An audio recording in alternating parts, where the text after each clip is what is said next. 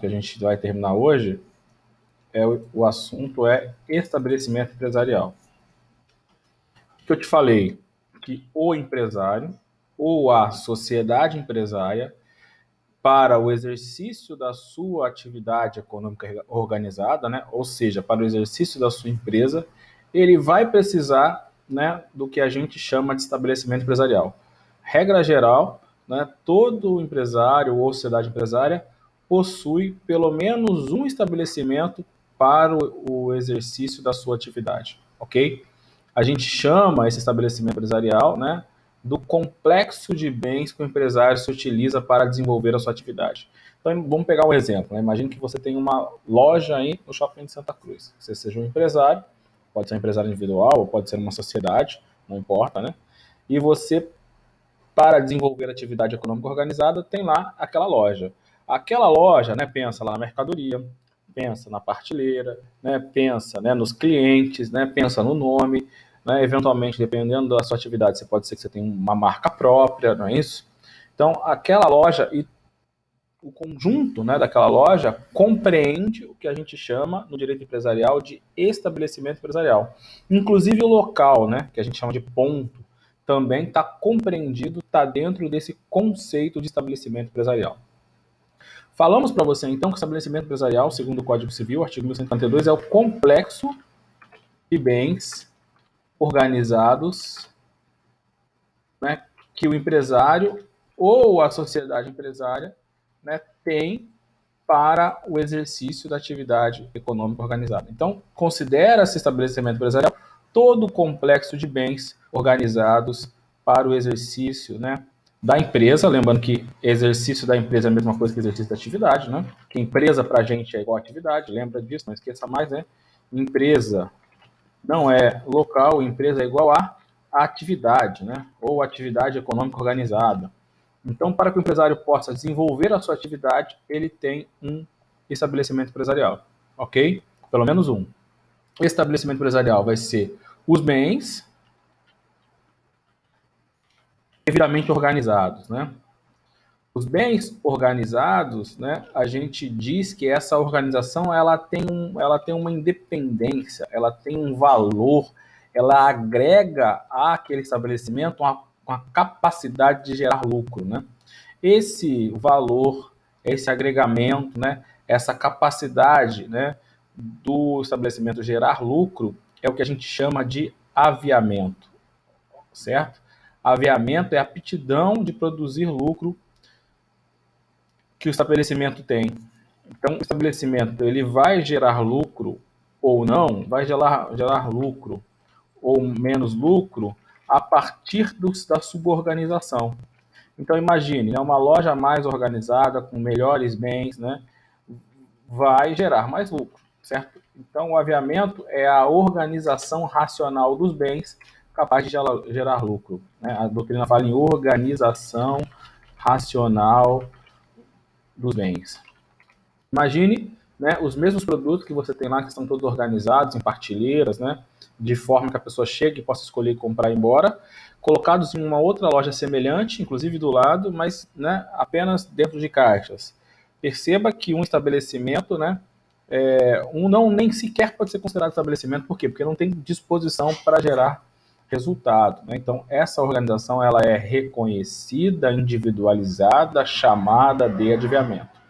Em relação aos bens, propriamente ditos, a doutrina classifica os bens, né, quanto à sua corporeidade. Né? Lá no direito civil você aprende que eu posso classificar o bem de várias formas. Né? Os bens podem ser indivisíveis, né, ou divisíveis. Os bens podem ser fungíveis ou infungíveis. Os bens podem ser corpóreos ou incorpóreos. A classificação que nos interessa é sobre, né, a corporeidade, ou seja, os bens corpóreos são aqueles bens, né? Estou fazendo uma rápida revisão, já entraremos no assunto novo. São os bens, né, que têm corpo, máquinas, equipamentos, insumos, por exemplo. E os bens incorpóreos são os bens que não têm corpo. E aí eu tenho o ponto, a clientela, por exemplo, né? eventualmente uma marca, uma patente, o nome empresarial, são exemplos de bens incorpóreos. Hoje em dia, as grandes empresas são grandes empresas principalmente em razão, né, de grandes bens incorpóreos, né, que elas possuem, que agregam muito valor, ok? O que o estabelecimento também é? Né? O estabelecimento ele é parte do patrimônio do empresário. Então, o empresário, quando ele vai montar o negócio, ele tem lá que colocar um capital social, não é isso? Um patrimônio. Ele tem que pegar uma parte do seu patrimônio individual, da sua pessoa física ou das pessoas físicas que compõem uma sociedade e vão destinar uma parte do seu patrimônio para o exercício de uma atividade econômica, ou seja, para uma empresa, ou seja, para montar uma loja, por exemplo. Quando se faz isso, né, eu estou, né, na verdade, constituindo aquela atividade de bens, não é isso? De um patrimônio, né, de dinheiro ou bens, e ou bens. Esses bens, né, podem ser, eles vão ser em parte transformados em um ou alguns estabelecimentos.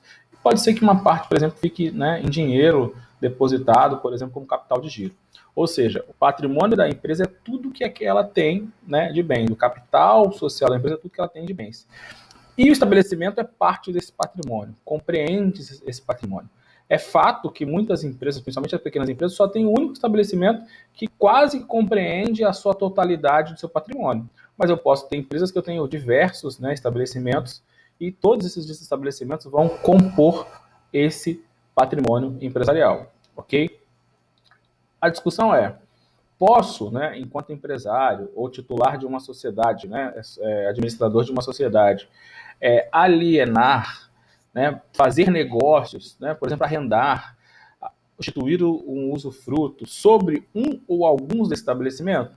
A resposta é sim, porque, como eu já te falei, a lei permite que o estabelecimento possa, né, sofrer negócios, né? Negócios, a lei fala em negócios constitutivos ou translativos, ou seja, de constituição, como por exemplo é o usufruto, ou de transição, como por exemplo é uma venda. Constitutivos ou translativos. Então a lei permite que o empresário possa fazer negócios no seu estabelecimento. É fato, né, que dificilmente, se o meu negócio é a única loja, dificilmente eu vou vender a única loja e vou continuar naquela atividade. É até possível, mas não é comum. Então eu só tenho uma loja de roupas, vou lá e vendo, né? A princípio a minha empresa ou ela vai ser fechada, normalmente isso acontece quando é empresário individual, que eu não posso transferir, né?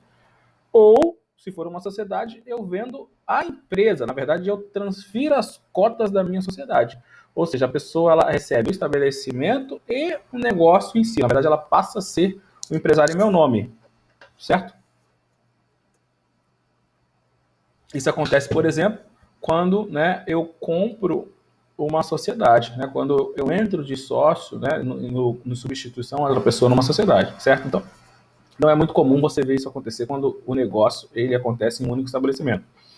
É mais fácil você visualizar essa hipótese para aqueles empresários maiores, né, que possuem diversos estabelecimentos. E aí ele pode pegar um ou alguns dos seus negócios e negociá-lo, né, vendê-lo, aliená-lo ou arrendá-lo, por exemplo. Então é mais comum. Então eu tenho 10 lojas, vou pegar, né, aquelas ou aquela que está me dando prejuízo e vender. Posso fazer isso? Eu posso. A lei me autoriza, né, no artigo 1143, fazer esse negócio, como a gente viu na aula passada. A única coisa que a lei exige, né, é que esse negócio deve ser averbado à margem da inscrição do empresário ou da sociedade empresária. Já vimos também que todo negócio, inclusive é seu trabalho, não é isso? A formalização de uma empresa, ela é feita a depender do tipo da pessoa que está desenvolvendo aquele negócio. Ou seja, vai ser um empresário individual e vai fazer um requerimento de empresário individual. Vai ser uma sociedade contratual e, portanto, vai ter um contrato social. Ou vai ser uma sociedade estatutária e, portanto, vai ter um estatuto social. Dependendo do tipo, né, de pessoa ou grupo de pessoas, e dependendo da forma que elas resolverem empreender, eu vou ter um negócio, um outro negócio ou um outro negócio, ou seja, um contrato, ou um requerimento ou um estatuto.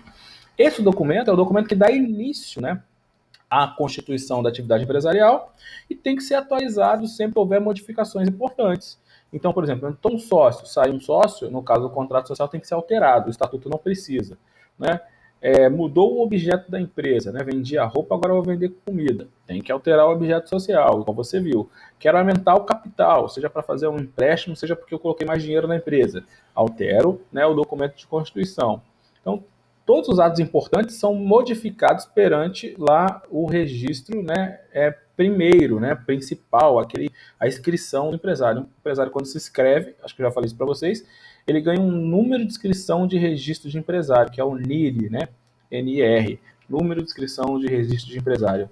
O número de inscrição de registro de empresário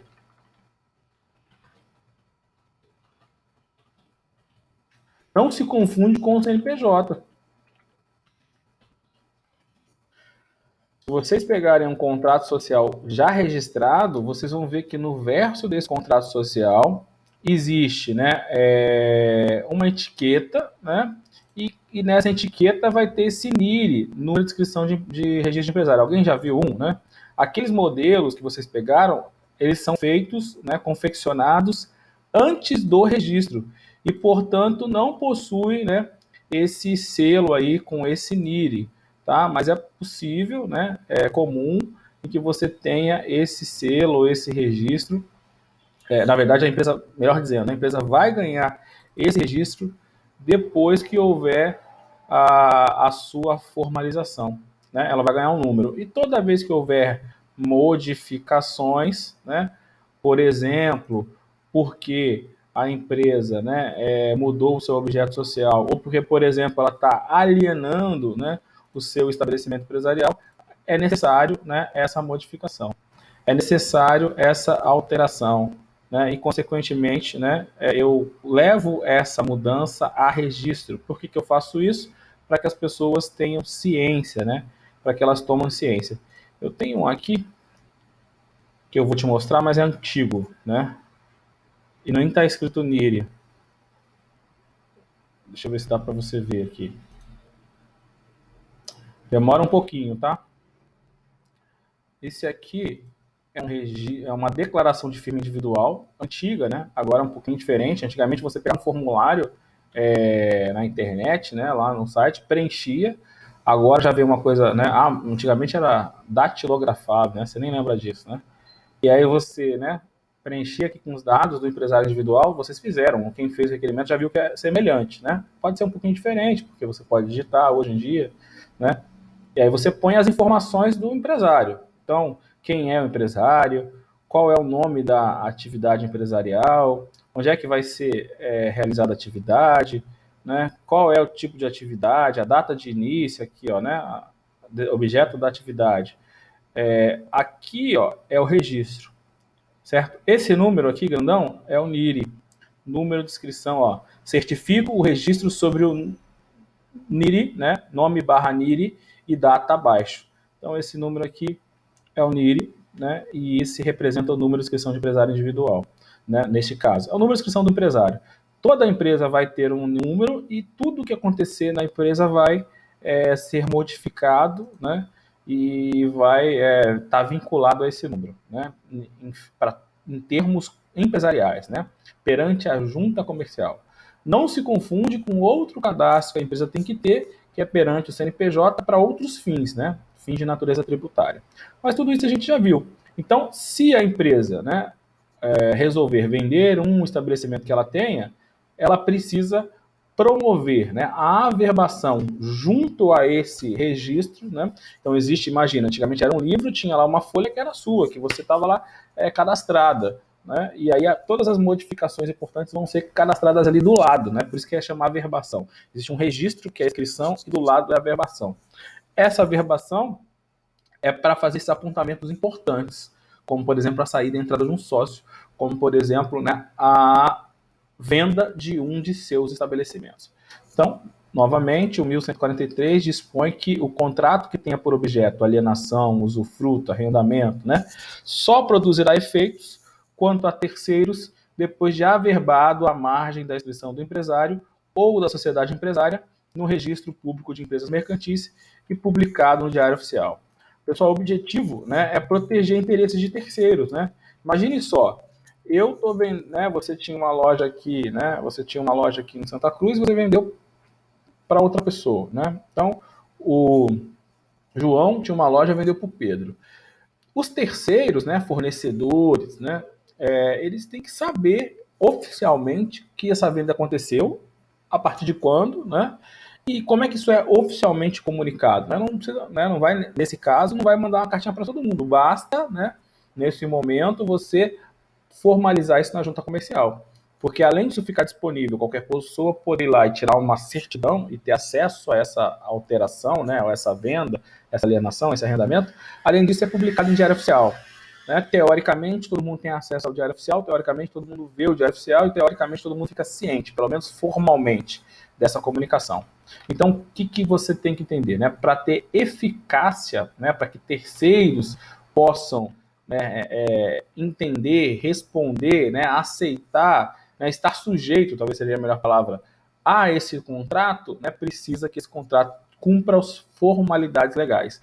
E as formalidades são, né, a verbação desse contrato perante a junta comercial, né, lá no registro de inscrição que o empresário possui, né, seja ele pessoa física ou seja ele pessoa jurídica. Mas tudo isso a gente já viu, né? É uma rápida revisão. 1145 a gente chegou a falar, deixa eu me lembrar, né? 1145, não, né? Então o que temos de novo aqui? O 1144, tá? Já é novo. Então o que é importante você fixar? Que eu posso fazer alteração, né, do estabelecimento empresarial, alteração no sentido de arrendamento, né, venda. Só que isso tem uma formalidade. Qual é a formalidade? Pegar aquele contrato e levar à averbação, né? Ou seja, dar publicidade a esse contrato. Como é que eu faço isso? Registro na junta, né? A lei ela diferencia o ato de registro, o ato de averbação. Quando uma coisa ela é criada, né? Então, por exemplo, o nascimento é o registro. Quando eu modifico, né, nas hipóteses legalmente previstas, aquele registro, eu falo que é a averbação. Então, nasci, registro. Aí, casei, averbo o casamento, né? Porque o registro já existe. O racional é esse, tá? É a mesma coisa, a empresa já existe, fiz uma modificação na empresa, então averbo aquela modificação naquele registro que já existia. Porque o registro, inicialmente, constava aquele estabelecimento em Santa Cruz, que foi vendido, por exemplo. Então eu preciso fazer essa modificação. Como é que eu faço essa modificação? Averbando aquele ato, ok? Então o registro é a inscrição, né? É o novo, né? E a averbação é uma modificação de uma inscrição pré-existente. Então, quando eu falar de registros públicos, né, tem uma lei, que é a Lei de Registros Públicos, que regulamenta esses atos e faz essa diferenciação entre os nomes, tá? Então, a gente tinha uma inscrição lá, né, daquele empresário, daquela sociedade empresária, e naquela inscrição constava aquele estabelecimento, certo? No contrato social, não sei se o que você fez, ou tinha lá filiais, por exemplo, né? Como eu disse, é possível que o empresário individual que só tenha um único estabelecimento aliená-lo? É possível. É comum? Não. Né? No contrato social que tinha um único estabelecimento, ele quis alienar. É possível? Não é comum. Ok? Normalmente isso acontece quando eu tenho várias filiais. Aí eu posso vender algumas filiais. Isso acabou acontecendo. Então não sei se no contrato que você pegou com o modelo tinha lá, né, sede em tal endereço, loja 1, né, ou filial em tal endereço, loja 2, né, ou filial 2 em tal endereço. E aí eu resolvi vender a filial 10, né? Ok, posso, desde que eu pegue aquele contrato de alienação. O contrato de alienação tem um nome, né? É chamado de contrato de trespasse, tá? É importante, né, você saber os nomes técnicos, porque na prova vai se cobrar o nome técnico. Então, o contrato que tem por objeto a alienação também é chamado de contrato de trespasse, tá? É só ele que tem que ser levado a registro? Não. Quando tiver também o objeto usufruto, também quando tiver o objeto o arrendamento. Esses são os chamados, né, contratos que devem ser registrados aí quando, né, de uma alteração naquela titularidade daquele contrato, né, que foi ali negociado, certo? Prosseguimos. Qual é a grande preocupação, pessoal? A grande preocupação é o estabelecimento é patrimônio, certo? O estabelecimento compõe o conjunto de bens do empresário. Então eu preciso formalizar qualquer alteração a esses bens. Por quê? Porque pode ser que eu esteja prejudicando terceiros, né? Quem? Principalmente os credores. Então a lei se preocupa em proteger os credores. Quem é do direito vai estudar em processo civil dois institutos que protegem credores, que é a fraude a credores e a fraude à execução. Então imagine, né? Eu tenho dívidas. Aí para não pagar as minhas dívidas, eu vendo os meus bens. Eu posso fazer isso, né? Às vezes o bem não está vinculado, né? Não está preso à dívida. Então eu até consigo vender. Só que eu estou fraudando os credores. Ou seja, se os credores descobrirem essa venda, né? Eles podem requerer em juízo a anulação dessa venda, né? Para que esse bem alienado, vendido, possa vir responder pelas dívidas desse devedor. Tá? Isso é chamada fraude a credores. E a fraude à execução é quando eu vendo, né, um bem já durante um processo de execução. Ou seja, eu estou num momento mais à frente. Eu não só devia, como já existia um processo contra mim, mesmo assim eu desfiz um bem. Né? Então, a fraude a credores ela é mais forte, né? A fraude à execução, perdão, ela é mais forte, ela tem consequências mais drásticas, né? Tendo em vista que o momento, né, dessa decisão é o momento mais à frente, é mais pior, não existe, né, justificativa para se fazer isso. De certo modo, o que a lei estabelece é isso, é uma proteção, né, uma espécie de fraude a credores, é uma proteção aos credores, para evitar esse tipo de coisa. Então, para que não aconteça fraude a credores, né, eu preciso, né, que esse contrato, né, tenha sido registrado. Por quê? Porque os credores vão saber que esse bem foi alienado e poderão impugnar, ok? Poderão questionar. Né? De outra forma, se eu vender sem proceder dessa forma, sem cumprir essa exigência legal, né, essa venda não vai ter efeito perante os credores. Então, quando eles vierem me cobrar e eu não pagar, e aí eu posso sofrer, aquele bem pode ser objeto de penhora, né? Por quê? Porque contra eles não tem efeito. Então vamos lá, se você estiver advogando para o comprador, né, o que você deve fazer? Né? O certo é você informar ele que aquele patrimônio ele responde pelas dívidas, então ele vai ter que pagar aquelas dívidas, sob pena daquela venda ser ineficaz. Se você estiver advogando pro vendedor também, né? Então é importante você comunicar desse procedimento. Existe um procedimento para que isso tenha valor. Esse artigo, né, o 1144, é como se fosse uma fraude a credores. Né, para você não cometer fraude, né, aos credores, né, aos terceiros aqui, né, você precisa comunicar a venda, né, ou comunicar qualquer alteração de titularidade na propriedade. Vai além, porque às vezes, né, você imagine, eu tenho a loja e tem um fornecedor que vende para essa loja. Ele vende porque acredita que é para mim. Né, me conhece, né, no comércio, né, ou no mundo do empresarial tem muito isso, né, da confiança, né, do nome que o empresário ele adquire com o tempo que ele desenvolve aquela atividade. Ah, não, Medina eu vendo até fiado, porque eu conheço, está 20 anos no mercado, nunca deixou de pagar ninguém. Concorda? Quando eu arrendo e coloco o Pedro para cuidar do negócio, né, alieno o negócio para ele, né, ou arrendo. Ou seja, eu preciso comunicar ao mercado, certo? Que não sou mais eu que estou tocando aquele negócio, porque o negócio foi arrendado, certo? Se eu não fizer isso, a pessoa vai continuar vendendo achando que está vendendo para mim.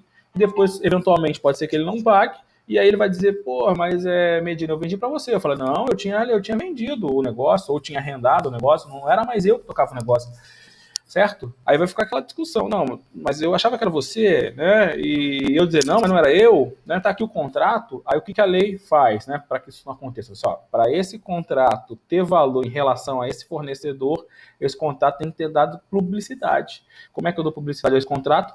Averbando a margem da descrição do empresário, quem qualquer um pode ir lá e tirar uma certidão e ver esse contrato, né? E, além disso, quando você faz a averbação, isso é publicado no Diário Oficial. Então, eu formalmente cumpro um requisito legal para proteger terceiros, seja credores, né, que já existem, ou seja, credores que ainda podem existir, em razão, né, da venda acreditando que era para mim.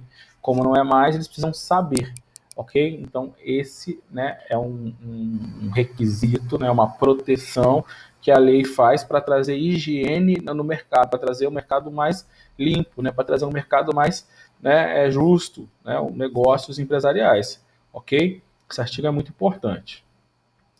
No mesmo sentido, né, ou da mesma forma, né, também para proteger, né, o mercado e os credores, veio o artigo 1145. Vou colocar aí para você. O que diz o artigo 1145?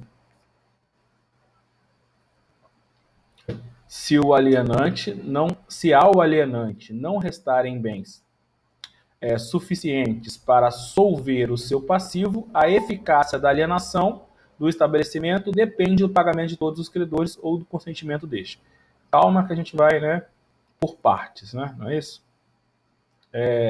Aqui também busca-se proteger os credores. Eu sou empresário, ok. Eu tenho estabelecimento ou estabelecimentos empresariais para desenvolver o meu negócio, ok. Eu posso vender o meu estabelecimento empresarial? Posso, né? Desde que eu vender, né? Desde que eu, perdão, registre esse contrato, né? Averbe, melhor dizendo, né? Tecnicamente falando, não é averbar. Averbe esse contrato no meu registro de inscrição de empresário, ok? Primeiro requisito, faço isso. Além disso, né? Quando eu vendo meu estabelecimento empresarial, como eu já disse, meu estabelecimento compõe meu patrimônio. Então, meu patrimônio é de R$ 1 milhão, certo? Tem, sei lá, 8 estabelecimentos, cada um vale em torno de R$ 100 mil, e eu tenho R$ 200 mil né, na conta corrente das lojas, né, investimentos, capital de giro, tá lá, tem essa grana. Né? Claro que a contabilidade, né, é muito mais complexa que isso. Eu posso ter recebíveis, mas não vamos dificultar. Vai ficar mais fácil. Tenho 1 milhão de patrimônio, 8 estabelecimentos, cada um vale em torno de R$ 100 mil, 200 mil em conta corrente. Capital de giro. Vai ficar fácil a conta.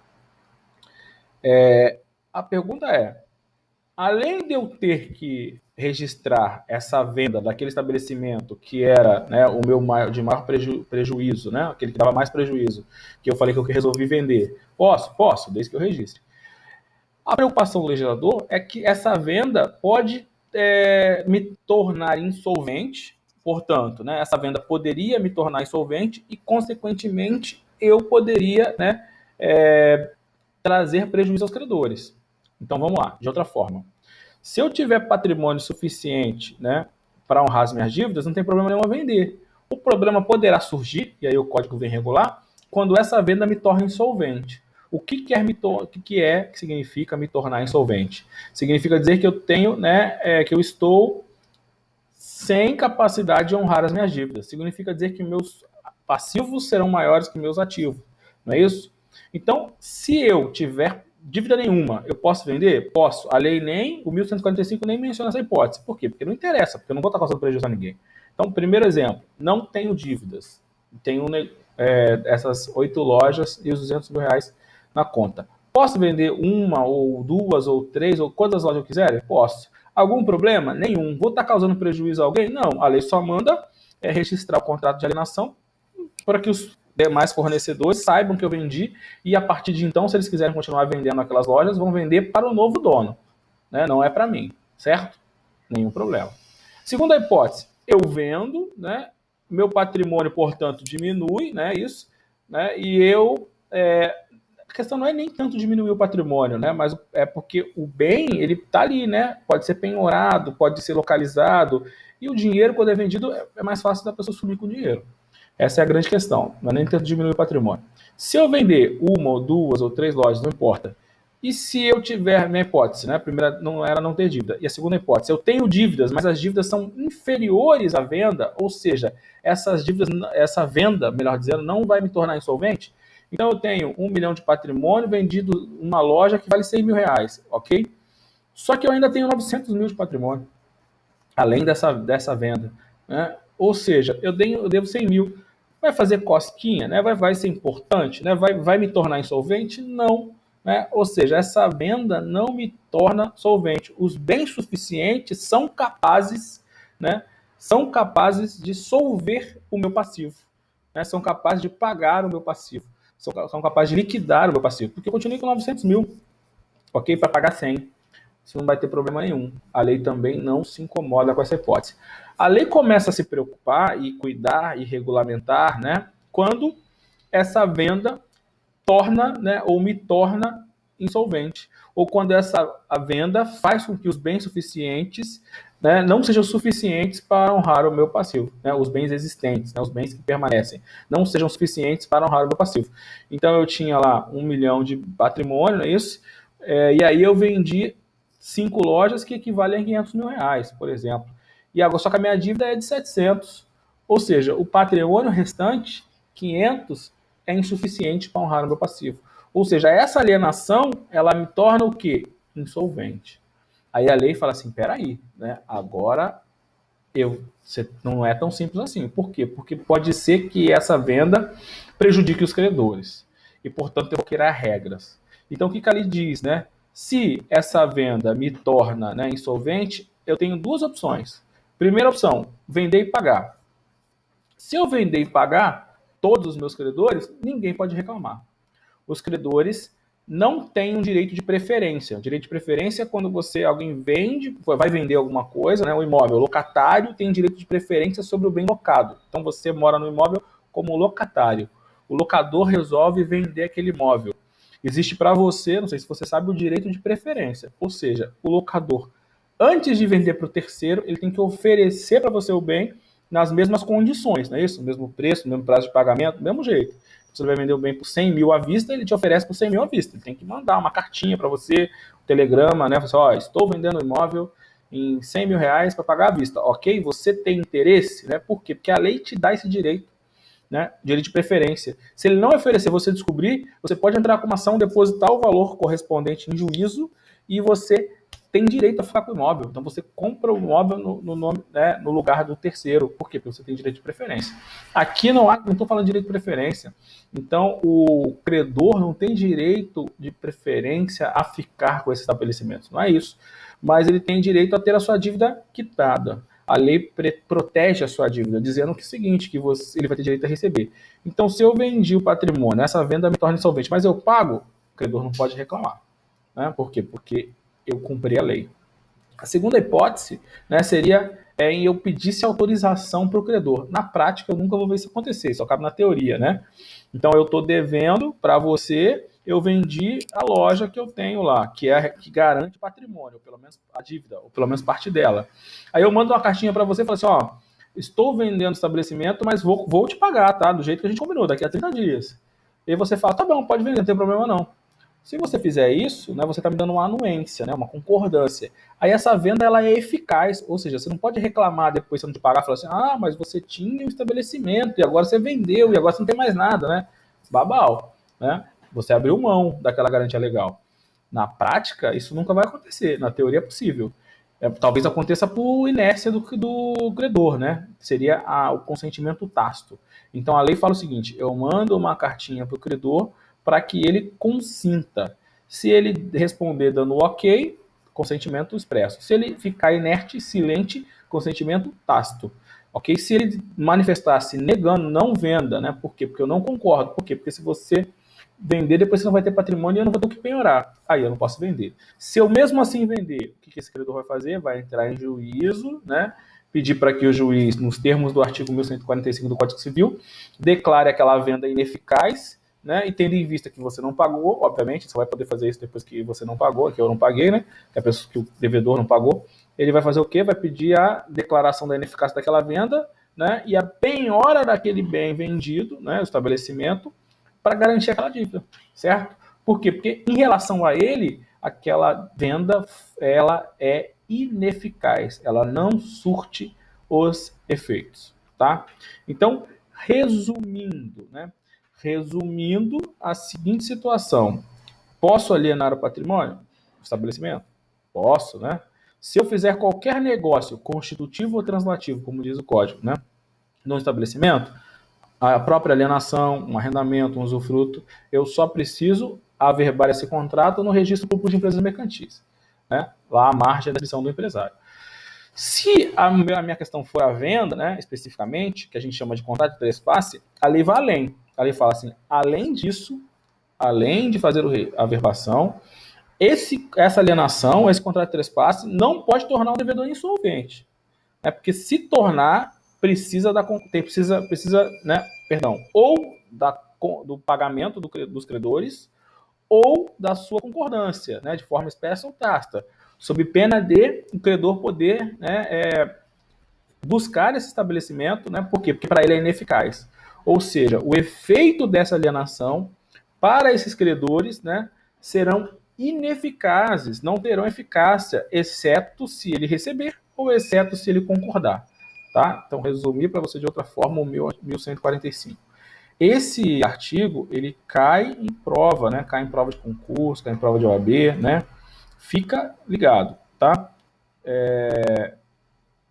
Tem aqui, ó, vou até colocar aqui uma questão da OAB para você, em 2 minutos. Pessoa não vai querer, né? Tem dois que você é mais safo, tá?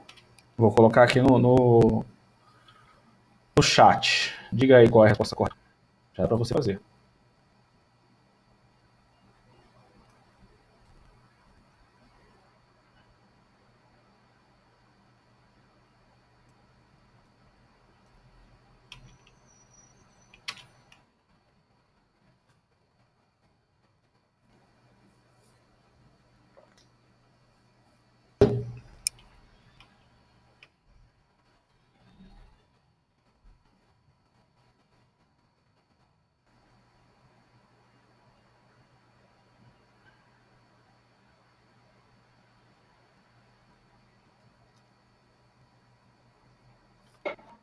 Foi?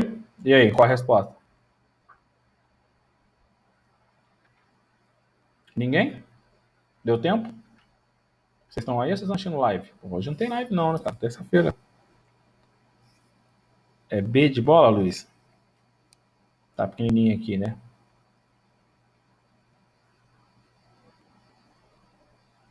Mais alguém?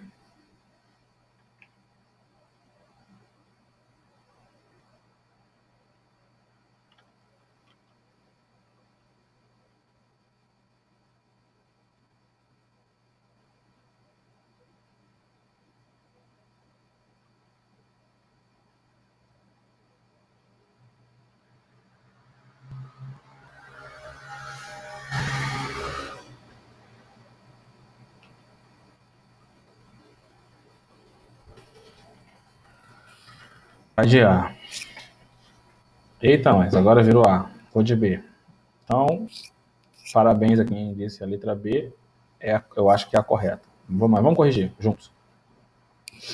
O empresário individual José Freitas alienou seu estabelecimento mediante os termos de um contrato escrito.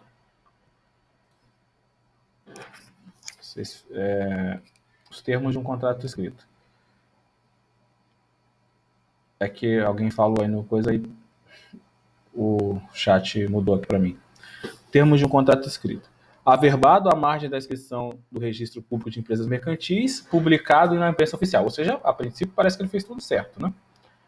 Mas não lhe restaram bens suficientes para solver o seu passivo. Ou seja, a hipótese lá dos 1145, a gente acabou de ver. Em relação à alienação do estabelecimento empresarial, nessas condições, sua eficácia depende. Letra A. Da quitação prévia dos créditos trabalhistas e fiscais vencidos no ano anterior ao da alienação do estabelecimento. A gente acabou de ler o artigo, né? Existe essa distinção que a quitação tem que ser só dos credores trabalhistas e fiscais e ainda no ano anterior? Não. O artigo fala que a eficácia da alienação do estabelecimento depende do pagamento de todos os credores. Todos. Trabalhistas, fiscais, né? Credores quirografários, credores, né? Qualquer tipo de credor. A gente nem viu essa classificação de credores ainda, mas a lei, né? Mas dava para você fazer, porque a lei disse todos, todos a todos, não é só trabalhista e só fiscal. É um credor civil, por exemplo, é um credor, né, tributário, credor, qualquer credor, né, todo a todo. Então essa restrição aqui fez com que essa empresa que essa alternativa esteja errada, tá? Então letra A está errada. Muito bem. Letra B. O pagamento de todos os credores ou consentimento destes de modo expresso ou tácito, em 30 dias a partir da sua notificação. Isso é letra de lei, né? É a literalidade do previsto no artigo 1145. Né? Então, letra de lei, normalmente o objetivo é isso, né? Letra de lei. Ele coloca as alternativas erradas e faz algumas modificações e a certa é a letra da lei. Então, parabéns para quem acertou. Letra B de bola. Vamos ver as demais, né? Da quitação ou da anuência prévia dos credores com garantia real. Quitação, tudo bem, pagamento de todos os credores, até ali está de certo. Anuência, tudo bem, né? Só que é só dos credores com garantia real, né? Em relação aos demais credores, notificação da transferência no mínimo 60 dias, não? Tudo errado. Primeiro que não tem essa distinção entre a anuência prévia de um tipo de credor, né? E segundo que não tem essa notificação de 60 dias. Na verdade, seria de 30 dias e seria para todos. Então aqui tem dois erros aqui, os 60 dias, né? E o segundo erro são só os credores com garantia real. Para quem não sabe, credor com garantia real é o credor que tem um direito real de garantia. O Código Civil, né, criou os chamados direitos reais de garantia. Ou seja, são os direitos sobre as coisas reais, no direito é coisa, direito sobre a coisa, sobre o bem, não é isso? Direito sobre a coisa, sobre o bem em garantia. Então, algumas dívidas, né, podem ser garantidas com direitos reais em garantia. Ou, em outras palavras, algumas dívidas podem ser garantidas com bens. O exemplo mais comum, né, conhecido, que muitas de vocês já até fizeram, é o empréstimo que você faz na Caixa Econômica Federal ou em qualquer outro banco, né, em que você concede à Caixa ou a qualquer outro banco um direito real de garantia. A hipoteca é um exemplo de direito real de garantia sobre bem imóvel. Então, você diz para a Caixa, me empreste o dinheiro que eu vou comprar um imóvel tal. Ela fala, tudo bem. Só que no mesmo contrato de empréstimo, né, você já autoriza, concede da Caixa o direito real de garantia sobre aquele imóvel. Né? Ou seja, caso você não pague aquele financiamento imobiliário, né, a Caixa vai poder cobrar da dívida de você, inclusive com aquele bem em garantia. Ou seja, aquele bem ele é gravado lá na matrícula do imóvel, lá no RGI do imóvel, no Registro Geral do Imóvel, tem lá uma linha, né, um registro, né, daquela garantia que você deu. Então, você vincula o bem à dívida, certo? O direito real de garantia. Outro exemplo de direito real de garantia, a penhor, né? Quando você pega um dinheiro emprestado, também na Caixa, por exemplo, e aí você entrega uma joia, você faz um contrato de penhor. O penhor é o direito real em garantia, ou seja, a pessoa te empresta o dinheiro e vai ficar de posse daquele bem em garantia, né, para caso você não venha pagar. Existem outros direitos reais em garantia, está previsto no Código Civil, o pessoal estuda esse direito civil, né? Anticrese, né? Por exemplo, que eu me lembre, e tem outros lá no Código Civil. Tá? Direitos reais em garantia, certo? O código não diferencia o tipo de direito, se é trabalhista, se é direito real em garantia, se é tributário. Todos os direitos, todos os credores, né, ou todos os direitos de crédito devem ser pagos ou autorização, né, ou deve haver autorização em 30 dias para que aquela anelação tenha eficácia em relação a esses credores, tá? Então, letra D, C de casa, perdão, está errada também. Letra D, né, de dado. Do consentimento expresso de todos os credores. Tá, né, tá incompleto. Expresso ou tácito. Vamos continuar. Ou da prévia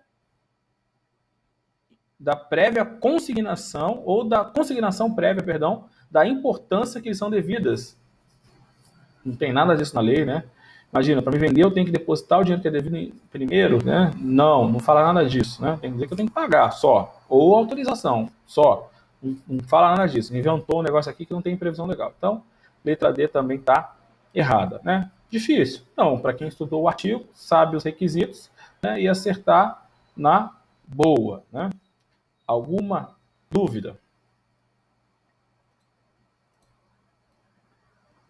Vamos para o próximo, né, instituto legal que continua a regulamentar a alienação do estabelecimento e a responsabilidade, né, em razão disso. O segundo problema, né, entre aspas, quando eu compro, quando eu vendo o estabelecimento, é em relação às dívidas que já existem. Uma coisa é, uma vez que eu comprei, uma vez que eu vendi, né, essa venda ela vai surtir efeitos gerais contra os credores?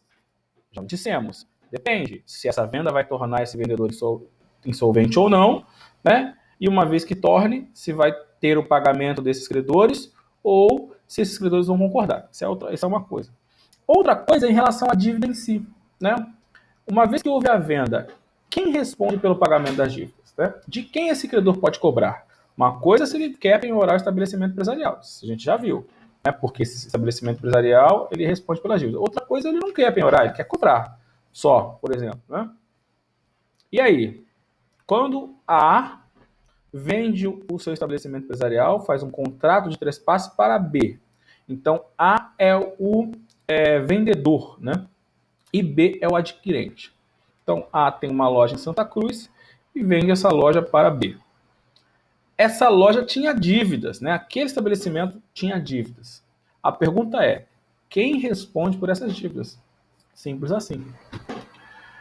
Pessoal, uma coisa é a previsão contratual entre A e B dizendo que um ou outro vai responder pelas dívidas. Então A, quando vem para B, fala assim: ó, tem X de dívidas aqui e você vai pagar. O B, ok, e assume, né, contratualmente o pagamento dessas dívidas. Ou B vende a loja para, ou A vende a loja para B da mesma forma e diz: ó, tem X de dívidas aqui e eu vou pagar. Estou te vendendo até mais barato a loja porque eu vou pagar. O B fala: ok, você paga, e aí ele assume contratualmente a dívida em relação a B. Então, a relação dos dois não nos importa, né? Não interessa. O que importa é a obrigação legal, o que a lei prevê. É claro, se uma pessoa pagar, né, porque a lei manda, e entre eles a responsabilidade for do outro, essa pessoa que pagar vai poder entrar com uma ação, né, de regresso, caso ele não pague voluntariamente, para recompor essa ação, com base naquele contrato, certo? Isso é outra parada, não é disso que eu estou falando. Então imagine, A vendeu a loja para B, essa loja tinha dívidas. A pergunta é: quem vai pagar essas dívidas? A ou B? Né? Ou A e B? A resposta é A e B.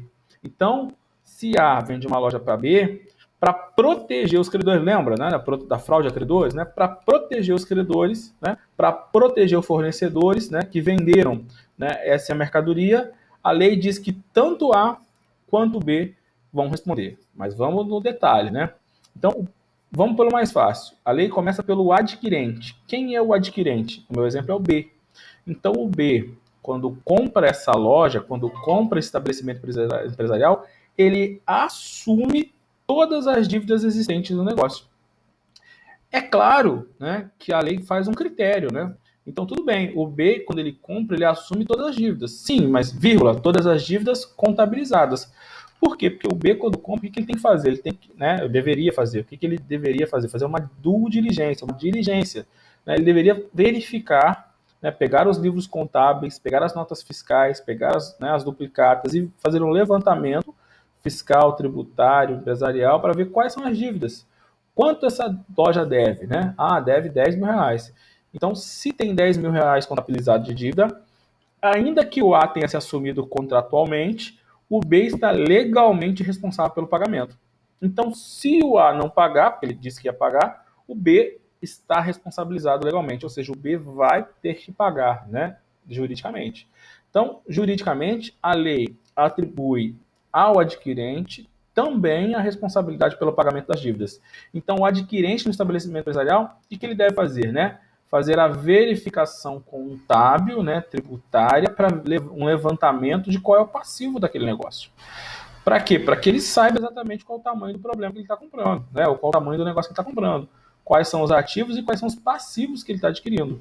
É muito problema. Tem gente que compra negócio e não faz levantamento, né, trabalhista, não faz levantamento tributário.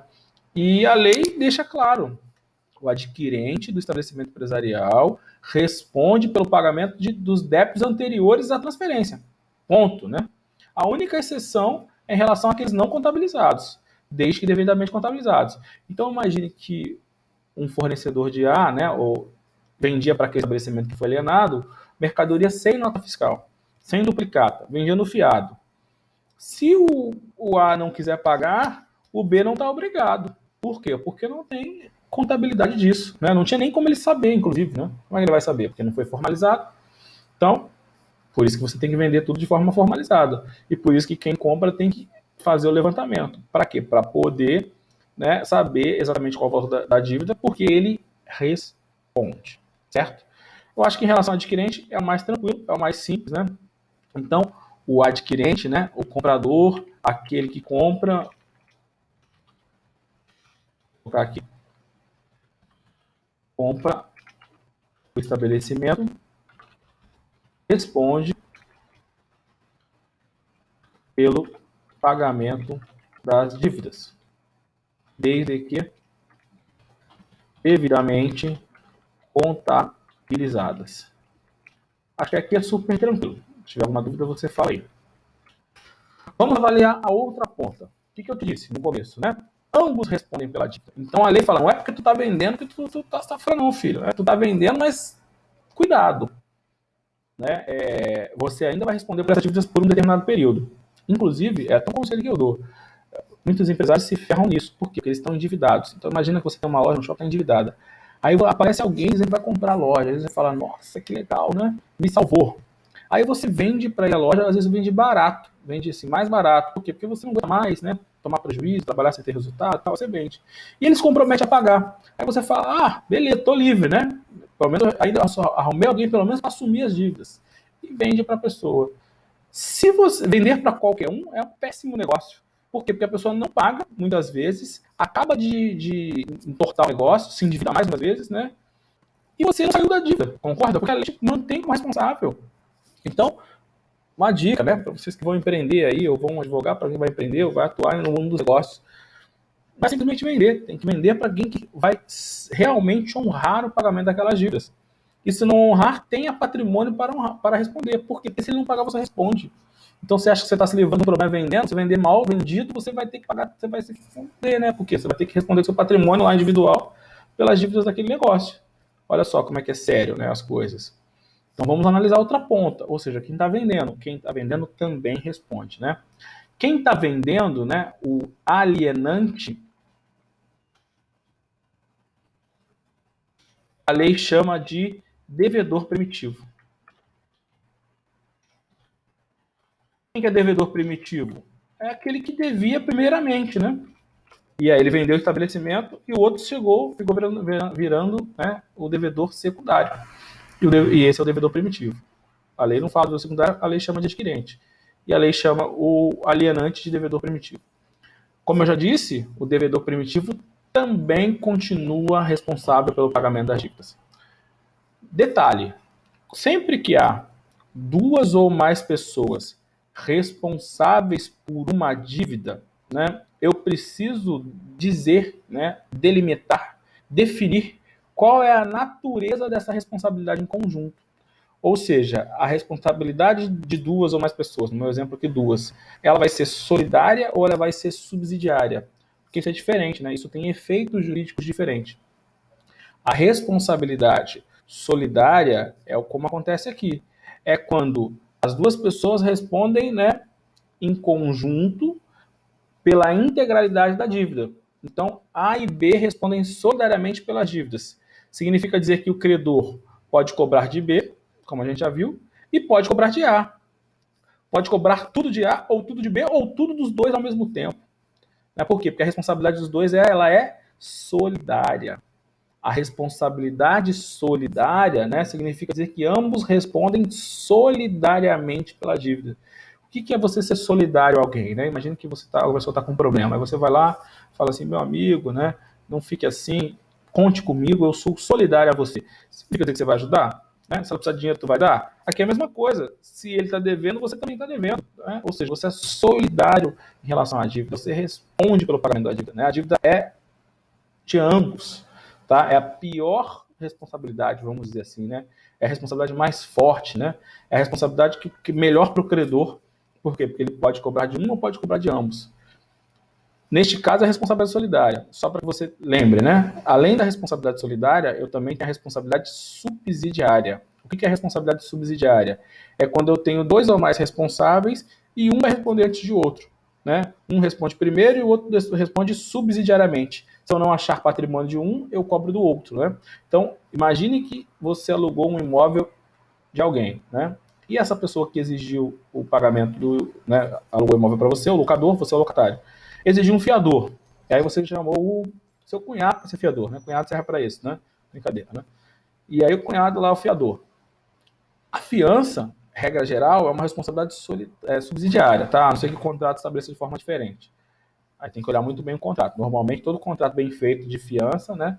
A primeira coisa que faz quando fala do fiador diz que é responsabilidade solidária. Por quê? Porque a regra é que a responsabilidade ela é subsidiária. Ou seja, esse locador que eventualmente ficou em crédito porque você não pagou o aluguel, né, pode cobrar de você, locatário, e também pode cobrar do fiador, porque o fiador é o responsável pelo pagamento, né? A lei prevê isso em relação à fiança. Só que se não tiver nada diferente no contrato, a lei, essa responsabilidade é subsidiária, ou seja, primeiro vai ter que cobrar o locatário e se não achar bens, né, se não conseguir receber, aí cobra o fiador, né? Então isso seria uma responsabilidade subsidiária. No nosso caso, a responsabilidade é solidária. O Código Civil diz: a responsabilidade solidária ela não se presume, né? Ela decorre da lei ou da vontade das partes. Tá aí, né? Um exemplo em que a lei expressamente consigna a responsabilidade solidária. Então, o fornecedor, né, o credor desse estabelecimento, que vendeu e não recebeu, pode cobrar tanto do adquirente, porque estava devidamente contabilizado, ou pode cobrar do vendedor, né? Também chamado de alienante, também chamado de devedor primitivo. Essa responsabilidade ela é solidária, porque tem duas pessoas que respondem pela integralidade da dívida. Para a gente finalizar o artigo, o que diz o código?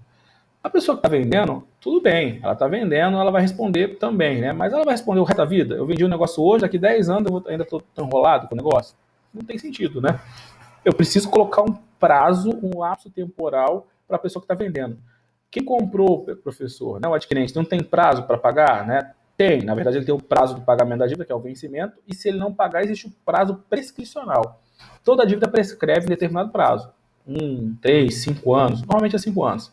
Então, quanto tempo o credor pode cobrar do adquirente, né, judicialmente? Prazo prescricional. Aí tem que olhar a natureza da dívida e olhar o Código Civil. Média 5 anos, mas pode ser mais ou pode ser menos, certo? Quanto tempo esse credor, fornecedor, pode cobrar do vendedor, do devedor primitivo, do alienante? Aí a lei restringe, a lei fala que é de apenas um ano, ok? Apenas um ano. Então, o lapso temporal para cobrar do devedor primitivo, né, do alienante, é de apenas um ano. A lei ela é muito detalhista, né? Ela é muito técnica, ela é muito, né, chata, né, dependendo do ponto de vista. Porque, peraí, tá, um ano, mas vamos pensar na seguinte hipótese. A vende a loja para B, como eu já falei, e ao invés de ter um fornecedor, tinha dois. Tinha C e D. O C tinha vendido mercadorias e a dívida tinha vencido antes da data da alienação, né, do estabelecimento empresarial e, consequentemente, publicação. E o D vendeu mercadorias antes, mas o vencimento, né, daquela dívida era depois. Então, vamos colocar na linha do tempo. Imagine que o estabelecimento foi vendido, né, hoje, 5/5/2020. Antes dessa venda, né, imagina a linha do tempo. Então, aqui, dia 5/5/2020, o A, melhor dizendo, comprou mercadorias de C e comprou mercadorias de D. As mercadorias compradas de C venciam em 15 dias. Melhorou, Ana? Vê aí. Mais alguém travou? Se continuar travado, fecha e abre de novo, Ana. Mais alguém está travado? Posso continuar? Fecha e abre de novo, Ana. Tá? Então, a mercadoria comprada de C vencia em 15 dias. Né? Comprou 5/5, de 5/4, perdão, de 2020, vencia dia 20/4/2020. Certo? 15 dias. E a mercadoria comprada de D vencia em 60 dias. Certo? Isso, faça isso, por favor. A mercadoria comprada de D vencia em 60 dias, ou seja, 5/6/2020. Se errar nos números, você me corrige aí, certo?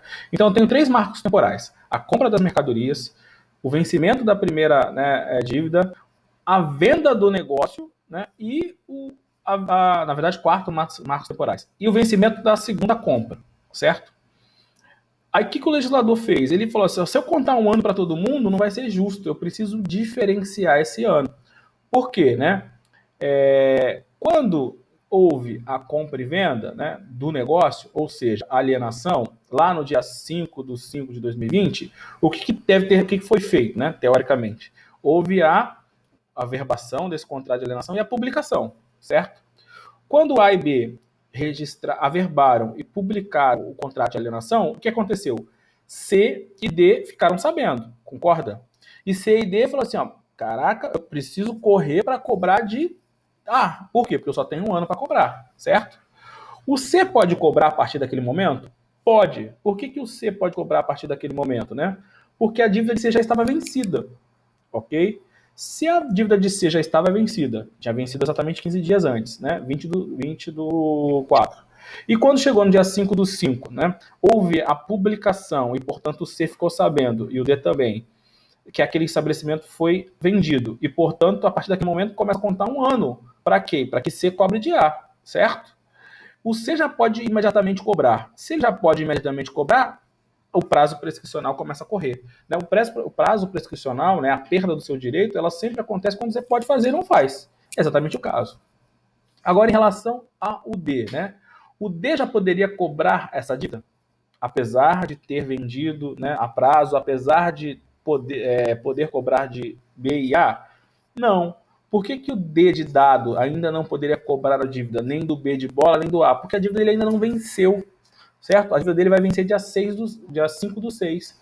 Ou seja, enquanto não vencer a dívida, não há que se falar em cobrança. E se não há que se falar em cobrança, não há que se falar em prescrição. Então não seria justo eu começar a cobrar um ano em relação a todo mundo. Por quê? Porque se eu fizesse isso, se o ano contasse da publicação ou do conhecimento deles ali, na verdade, o que ia acontecer? O C ia ter um ano para cobrar de A e o D só ia ter 11 meses. Eu poderia chegar ao absurdo de ter feito uma venda para pagar em 2 anos, por exemplo, e essa pessoa, quando ele pudesse cobrar, já não poderia cobrar mais de A. Então, para não acontecer isso, o código foi mais técnico. Falou assim, peraí, vamos lá. Tudo bem, é um ano só, para que o vendedor responda. Só que eu tenho que avaliar a dívida, certo? Se a dívida já estava vencida no momento do conhecimento dos fornecedores, dos credores, que momento é esse? O momento da publicação a averbação daquele contrato, aí já começa a correr um ano. Agora, se a dívida vai vencer, aí eu conto da data do vencimento. Então, a lei só foi mais justa, Ou seja, não dá para contar um ano para todo mundo no mesmo momento. Eu tenho que contar da vencimento da dívida, Se for posterior. E se a dívida já venceu, eu conto de quando eles tiveram ciência. E quando que eles tiveram ciência? A partir da publicidade dessa alienação. E a publicidade dessa alienação acontece quando da publicidade do contrato que foi averbado. Tá? Então, voltando aqui no artigo 1146, para ver se fica bem mais claro, agora que a gente já comentou ele todo. O adquirente do estabelecimento responde pelos os pagamentos dos débitos anteriores à transferência. Tranquilo? Desde que regularmente contabilizado. Já vimos. Continuando o devedor primitivo, que é o alienante, solidariamente obrigado por um ano. Um ano a contar de quando? A partir quanto aos créditos vencidos da publicação. Publicação do quê? Do contrato de alienação, do contrato de trespasse. O que a gente falou no 1143? O contrato de alienação tem que ser averbado e publicado. Por quê? Com a publicação que os credores C e D, no meu exemplo, vão tomar ciência dessa alienação. Inclusive, vai começar a contar esse prazo de um ano para as dívidas vencidas. E continuando, e quanto às os outros, ou seja, aquelas que vão vencer depois da data do vencimento. Tá? Então, veja, um único artigo eu tenho muita informação aqui envolvida. Tá? Muita informação aqui para você pegar. Até aqui, alguma dúvida?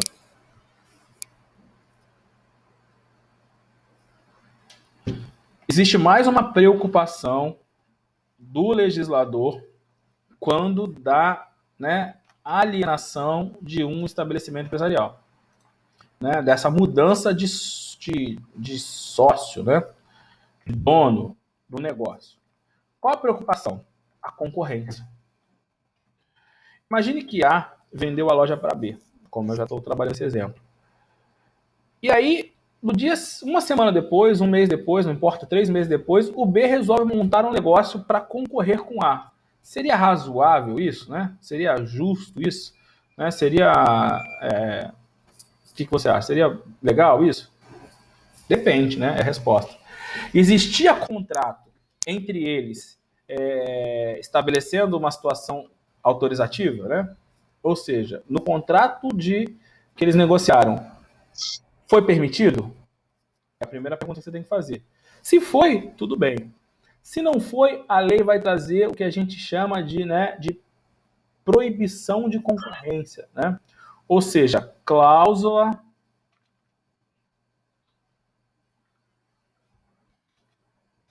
Estou vendo aqui. Cláusula de não concorrência. Regra geral, exceto se tiver previsão contratual em sentido contrário, né? Quem vende o estabelecimento para outrem não pode montar um estabelecimento em frente e concorrer com ele. Né? É razoável isso? Por quanto tempo? Por no mínimo 5 anos. Então, se A vendeu o estabelecimento para B e nessa negociação, nesse contrato, nada foi estabelecido a respeito da possibilidade de A voltar a negociar aquele mesmo produto, A vai estar vedado legalmente de 5 anos, por 5 anos não poder fazer isso. A vendeu um restaurante e montou uma farmácia. Aí não é concorrência, né? Concorrência é competir no mesmo negócio, atrás dos mesmos clientes, certo? Aí não é concorrência. E se A fez um arrendamento? Lembra? O arrendamento é como se fosse um aluguel, né? Certo? Só que a gente usa o termo aluguel para bens, né? E arrendamento é para o negócio, é para o estabelecimento. Quando eu, entre aspas, alugo o estabelecimento, na verdade eu arrendo, né? É o nome técnico, ok? Então, e se A arrendar para B?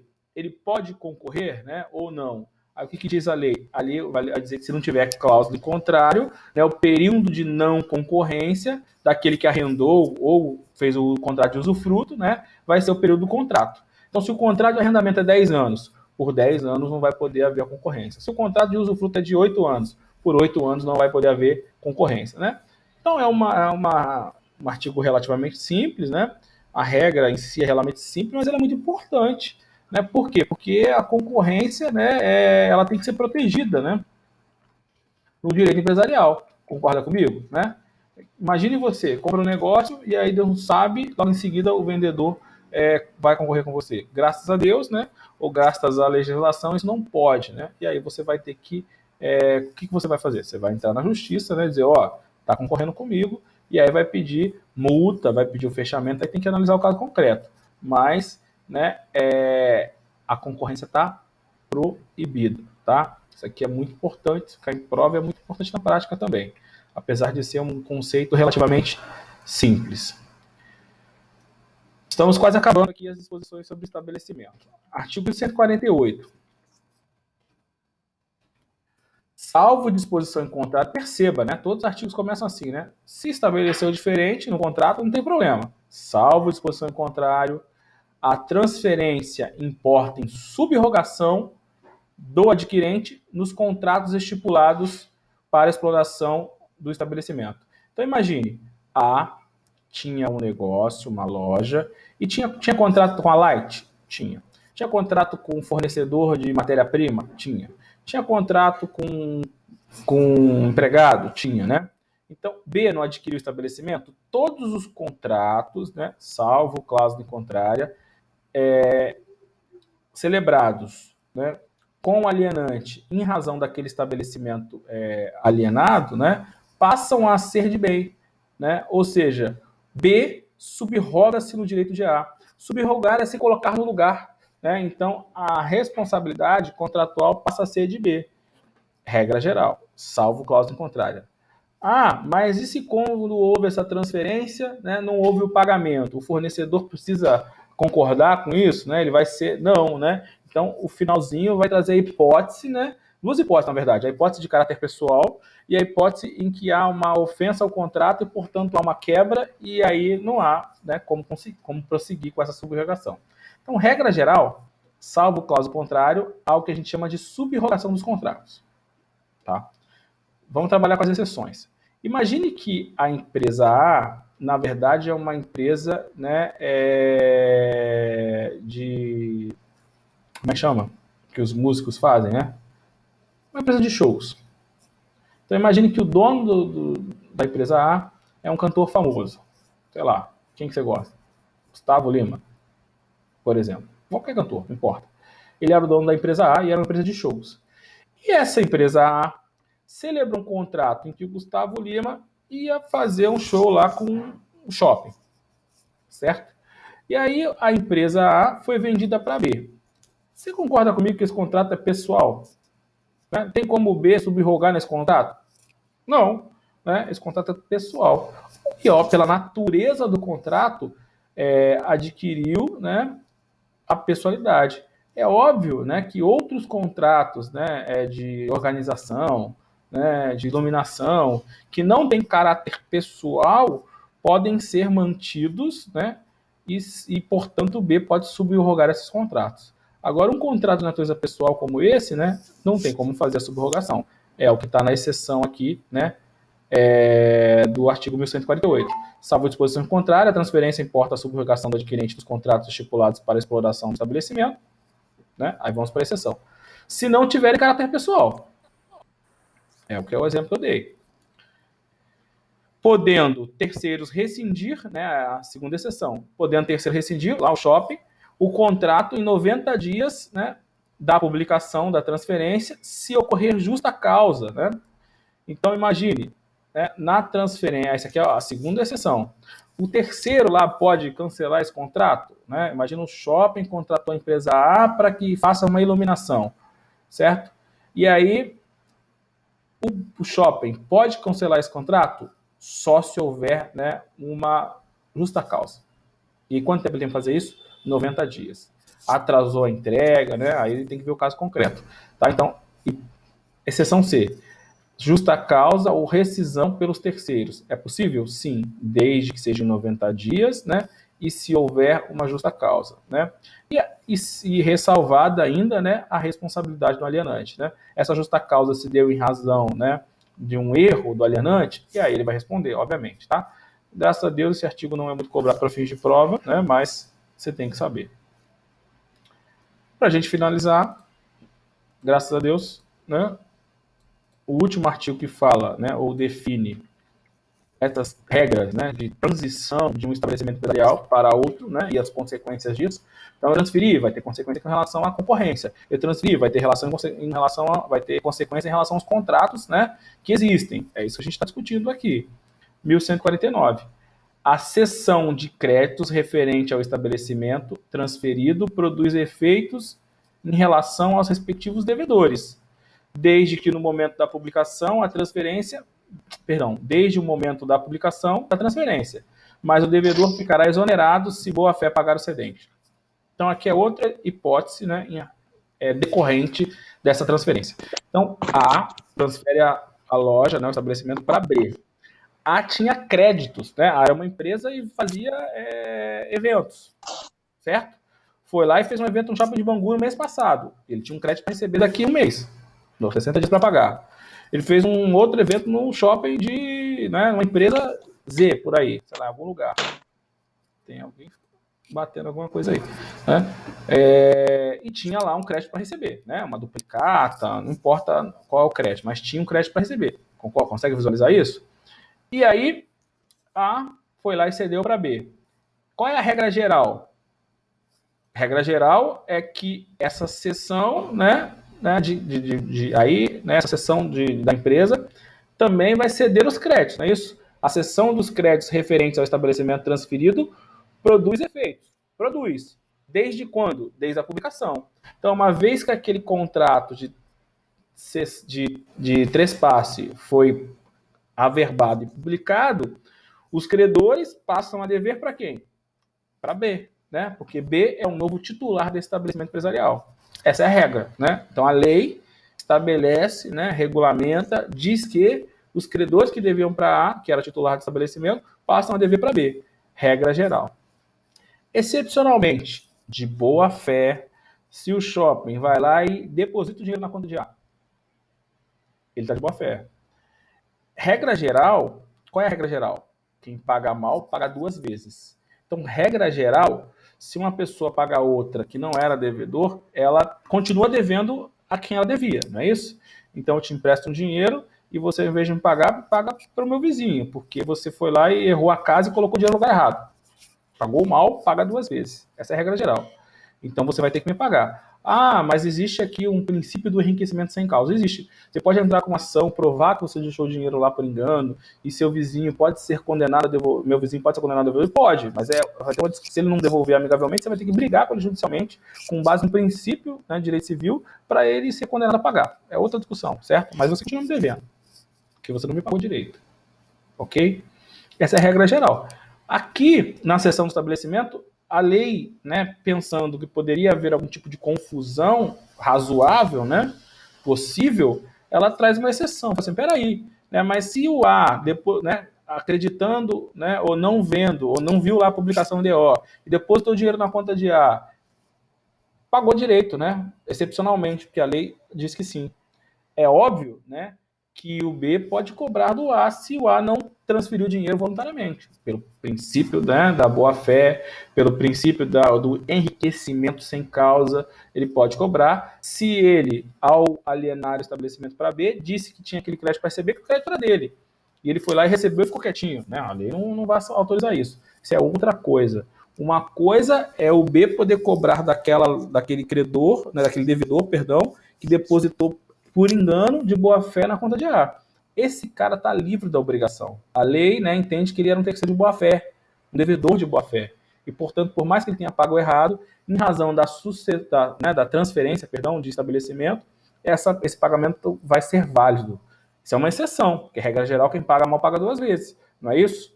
Entendeu? Então, com esse artigo, né, que fala sobre a cessão de créditos e as consequências da cessão de crédito quando há a transmissão de um estabelecimento empresarial, a gente fechou a regulamentação, né, sobre estabelecimento empresarial.